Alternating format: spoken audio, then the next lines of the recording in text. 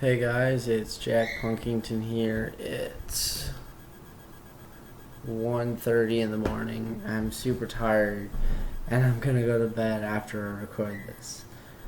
But I was having a conversation with someone the other day and I thought this would make a good vlog video topic to kind of help break things up for people who want to learn how to play guitar.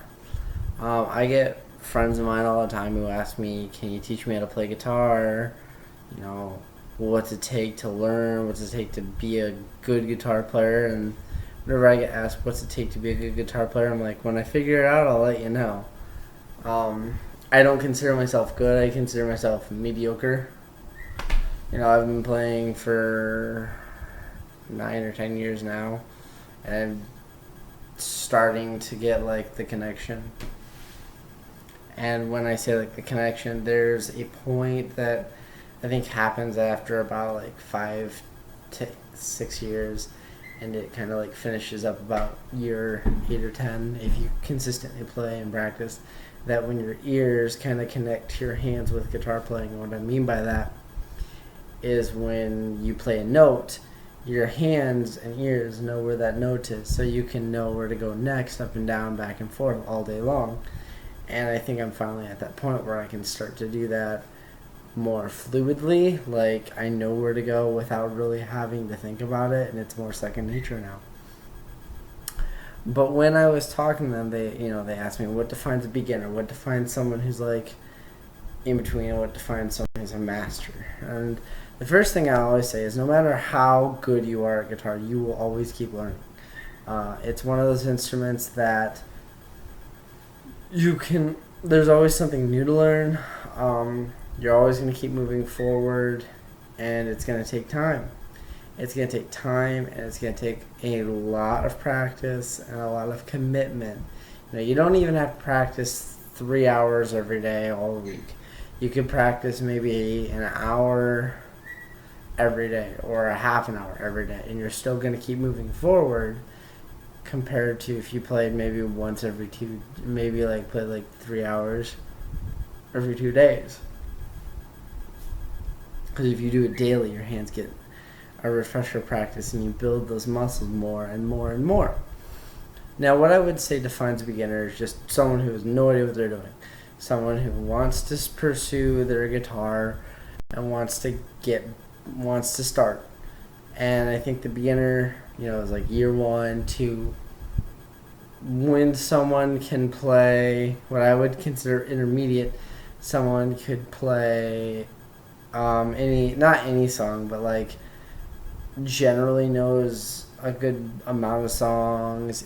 You could play probably a few shows without having to repeat your material a lot unless you wanted to, or someone who could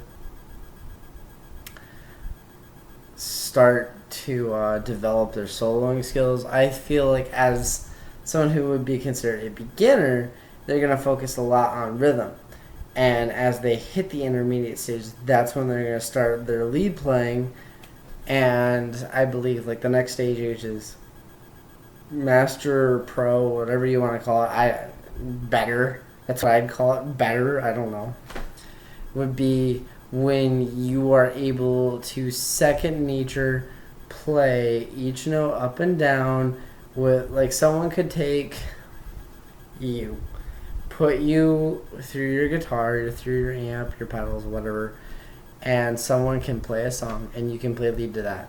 And halfway through they can cut and you can just seemingly go right into, it could be in a completely different key, but you can seemingly switch to it without having to be okay, if I'm here, I'm here. So you can just be oh, cool, kind of a thing. And another big part of a person's feel / where they improve, and what this is kind of what I feel that a lot of metal musicians kind of not necessarily lack in, but slowly lose as they get faster, and that is feel. And what I mean by feel, I mean when you put your emotion into it. a lot of metal is derived from, like, say, anger or any kind of like enraging emotion. When blues is from like sadness, sometimes happiness, a lot of times just darker places with sad and depression. But when you hear someone play blues, you can feel it. When you hear metal, you can feel their anger, which is cool. But what I think happens as someone who progressively just gets faster and can make the fretboard their slave is that they lose that human feel to it, and it becomes, I don't want to say robotic, but it becomes more synthesized and more like routine.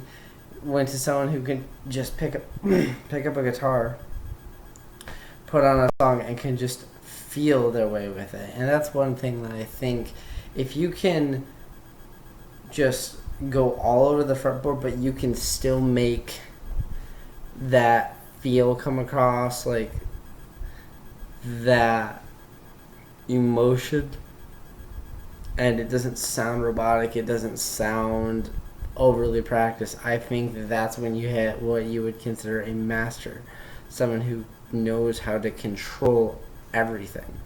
And I think that's kind of like what the big thing is like controlling your everything, your feel, your playing, and it's all in your head, second nature. You don't have to think about it. And that's what I feel like a lot of people would consider a master or a pro.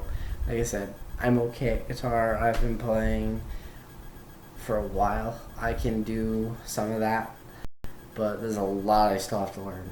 But I hope this helps, and I hope this kind of like defines what you would consider an intermediate, beginner, and pro or master.